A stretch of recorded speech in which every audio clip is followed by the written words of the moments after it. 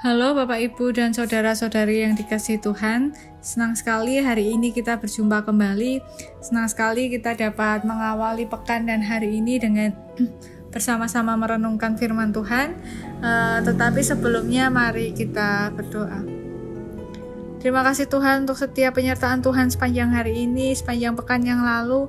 Terima kasih karena Tuhan menolong kami dalam menjalani kehidupan kami. Dan sungguh kami bersyukur untuk nafas kehidupan yang baru di hari yang baru dan di pekan yang baru ini. Kami bersama-sama akan mengawali hari kami, pekan kami dengan merenungkan firman Tuhan. Kiranya Tuhan membuka hati dan pikiran kami supaya kami dapat mengerti apa yang menjadi kehendak Tuhan di dalam kehidupan kami, dan kiranya Tuhan berikan kepada kami kekuatan melalui Roh Kudus agar kami dapat melaksanakan kehendak Tuhan di dalam kehidupan kami. Terima kasih ya Tuhan, di dalam nama Tuhan Yesus kami berdoa, haleluya, amin. Bapak, Ibu, dan saudara-saudara yang dikasihi Tuhan, bagaimana kabarnya hari ini? Saya harap semuanya dalam keadaan yang baik, dalam keadaan yang penuh semangat, dalam keadaan yang penuh dengan sukacita. Bacaan kita pada hari ini berdasarkan Mazmur pasal 28. Mazmur pasal 28 ayat yang pertama. Mazmur pasal 28 ayat yang pertama yang berbunyi demikian. Dari Daud, kepadamu ya Tuhan gunung batuku aku berseru. Janganlah berdiam diri terhadap aku. Sebab jika engkau tetap membisu terhadap aku menjadi seperti orang yang turun ke dalam liang kubur. Demikianlah pembacaan firman Tuhan pada hari ini. Yang berbahagia adalah setiap dari kita yang mendengarkan, merenungkan, memelihara, dan bahkan diberikan kekuatan untuk melaksanakan di tengah kehidupan sehari-hari. Haleluya. Bapak, Ibu, dan saudara-saudari yang dikasihi Tuhan, bagaimana kabarnya hari ini? Saya harap semuanya dalam keadaan yang baik, dalam keadaan yang penuh dengan semangat dan penuh dengan sukacita. Beberapa waktu yang lalu, sekitar tahun 2015, saya diberikan kesempatan untuk mengikuti salah satu kegiatan pemuda yang diselenggarakan oleh WCC atau Dewan Gereja-Gereja Sedunia, yang kebetulan memang yang menjadi tuan rumah adalah Indonesia. Waktu itu saya beserta teman saya dari Solo diutus untuk mengikuti, dan kegiatannya dilakukan di Salatiga lalu lanjut ke Magelang ya, dan nanti kembali ke Salatiga. Nah, dalam kegiatan ini karena banyak sekali orang dari luar negeri yang mengikuti, maka setiap kali makan, selain disediakan nasi dan lauk pauk seperti biasanya, sayur mayur, juga disediakan roti. Jadi buat teman-teman yang memang bahan makanan pokoknya adalah roti, ya mereka disediakan roti untuk melengkapi kebutuhan mereka.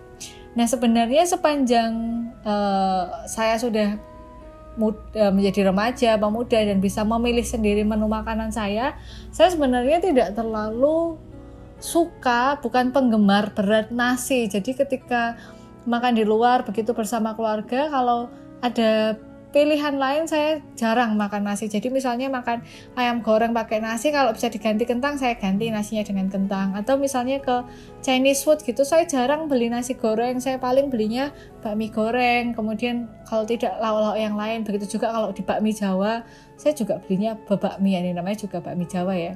Nah, tapi memang saya itu jarang, dulunya saya taunya saya itu bukan penggemar nasi.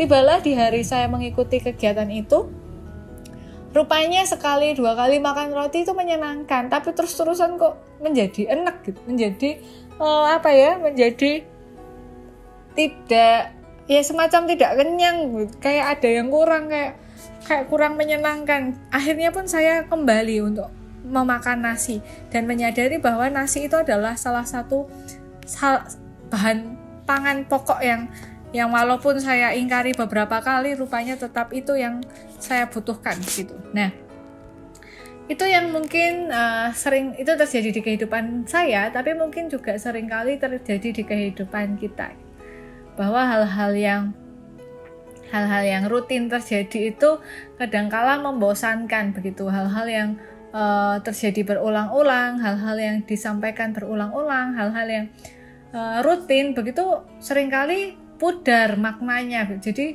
ya tadi kayak saya makan nasi karena setiap hari 3 kali sehari makannya nasi, jadi lupa menghargai bahwa nasi itu sebenarnya juga makanan yang enak, mengenyangkan dan bergizi. Nah, begitu juga dengan komunikasi kita dengan Tuhan. Saya yakin Bapak Ibu berdoa itu berkali-kali dalam sehari, dalam standar minimal. Kalau makannya 3 kali ya berdoa 3 kali begitu. Apalagi kalau doa makan kan memang sudah ada template-nya.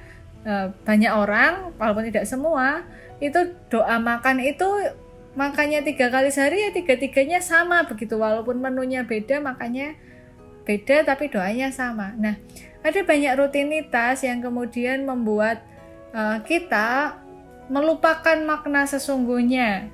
Ya mungkin juga ibadah, relasi dengan Tuhan, ucapan syukur terhadap Tuhan, pengakuan dosa bahkan di hadapan Tuhan, komunikasi dengan Tuhan itu menjadi hal yang rutin, menjadi hal yang biasa, menjadi sebuah kewajiban, menjadi sebuah hak. Ya kan, kewajiban sekaligus hak ya berkomunikasi dengan Tuhan itu, dan kemudian pudar makna di dalamnya, makna kenapa, alasannya begitu, kepentingannya, urgensinya itu menjadi pudar. Tapi Daud kemudian merefleksikan dalam kehidupannya bahwa kehidupan Daud itu sama seperti kehidupan manusia pada umumnya, kehidupan saya dan Bapak Ibu saudara-saudari sekalian, bahwa hidupnya itu kan naik turun, roda kehidupannya berputar. Ada kalanya dia aman hidupnya, ada kalanya ya harus mengalami banyak peperangan, ada kalanya dia begitu dekat dengan Tuhan, tapi ada kalanya juga dia begitu jauh dengan Tuhan karena dosa-dosa yang dia lakukan. Nah, dalam refleksinya berjalan bersama Tuhan, dia memahami satu hal yang penting. Ketika Tuhan berdiam diri, ketika Tuhan seakan-akan membiarkan Daud, seakan-akan Tuhan membisu, Daud itu menjadi seorang yang turun, seperti orang yang turun ke dalam liang kubur. Dalam artian ya hidupnya tidak berguna lagi, hidupnya tanpa makna lagi, hidupnya penuh ketakutan lagi. Itu yang terjadi yang dialami oleh Daud ketika ia merasa Tuhan begitu dekat. Nah, Bapak Ibu dan saudara-saudari yang dikasihi Tuhan, banyak hal di kehidupan kita yang karena sering terjadi, yang karena begitu rutin terjadi, yang membuat kita hilang maknanya. Begitu juga dengan relasi dengan Tuhan, ngobrol dengan Tuhan, doa dengan Tuhan itu seringkali hanya tinggal kata-kata, atau bahkan pujian-pujian yang kita nyanyikan juga hanya nada-nada tanpa makna, atau bahkan ibadah-ibadah itu juga berlalu, atau bahkan tindakan-tindakan kebaikan-kebaikan yang kita upayakan juga tidak ada upaya untuk memuliakan nama Tuhan, ya dilakukan begitu saja, ya terjadi begitu saja. Nah, pada hari ini mari kita merefleksikan kembali, apakah setiap hal yang ada di dalam kehidupan kita itu hanya rutinitas? Apakah kita sudah menjadi robot? Apakah kita lupa bahwa kita manusia? Misalnya makan, apakah kita makan hanya supaya kenyang? Apakah kita tidur hanya karena mengantuk? Apakah kita berdoa kepada Tuhan hanya karena itu adalah sebuah rutinitas? Apakah kita berbuat kebaikan hanya karena ya itu sudah menjadi hal yang biasa atau seharusnya?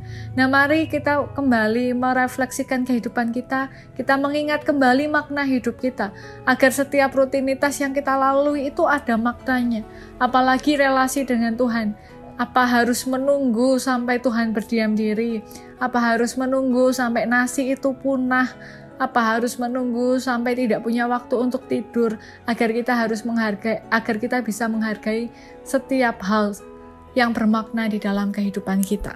Selamat menjalani kehidupan, selamat memaknai kehidupan, baik kehidupan bersama dengan Tuhan, kehidupan dengan sesama maupun kehidupan dengan diri kita sendiri. Amin. Kita berdoa. Terima kasih Tuhan untuk setiap penyertaan Tuhan di dalam kehidupan kami. Terima kasih untuk berkat yang Tuhan limpahkan bagi kami. Ampuni kami Tuhan jikalau di dalam jalani kehidupan kami hanya menjalaninya sebagai rutinitas belaka. Ampuni kami jika kami sudah menjadi manusia yang otomatis melakukan ini itu, bahkan otomatis dalam berdoa.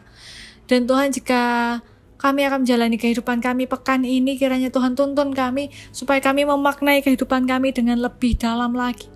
Ampuni kami untuk segala dosa dan kesalahan kami, dan ajari kami juga untuk mengampuni orang lain. Dan di tengah pandemi ini, pakai kami Tuhan untuk menjadi saluran berkat bagi orang-orang yang sedang membutuhkan pertolongan Tuhan. Terima kasih ya Tuhan, sungguh di dalam nama Tuhan Yesus kami berdoa, haleluya, amin. Ya Bapak Ibu, demikian yang dapat saya sampaikan hari ini. Kiranya dapat menjadi hal yang baik bagi kita semua. Dan sampai jumpa di pertemuan berikutnya. Harap tetap taati protokol kesehatan, tetap jaga kondisi. Sampai jumpa di pertemuan yang berikutnya. Semoga sudah bisa menggunakan video, karena memang satu dan lain hal saya belum bisa menggunakan video. Sampai jumpa, Tuhan Yesus memberkati.